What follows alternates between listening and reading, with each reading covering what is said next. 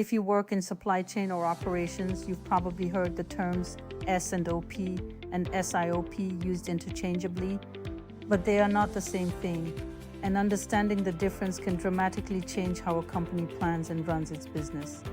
Today, I'm going to explain the difference between sales and operations planning, S&OP, and sales, inventory, and operations planning, SIOP. More importantly, I'll explain which one your business actually needs. Sales and operations planning is designed to align demand and supply. Its main objective is to ensure the company has the operational capacity and resources needed to support expected demand.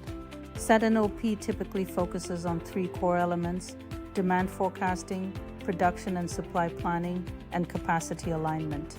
The process usually operates on a monthly cycle, bringing together sales, operations, supply chain, and finance.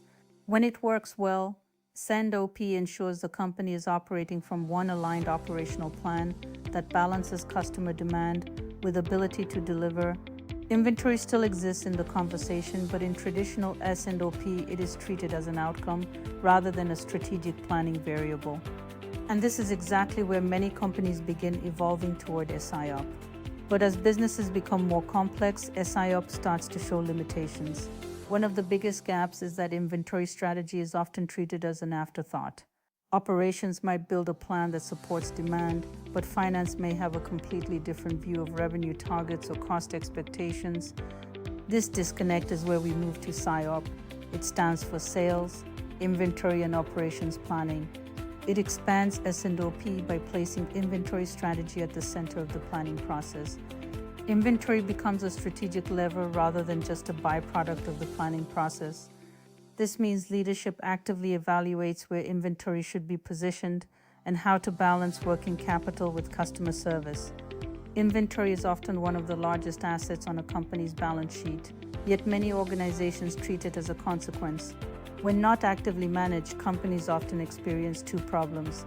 They have excess inventory in some areas and shortages in others. SIOP helps solve this by making inventory planning part of the core business conversation.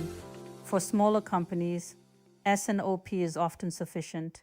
But as you grow and supply chains become more complex, SIOP becomes necessary.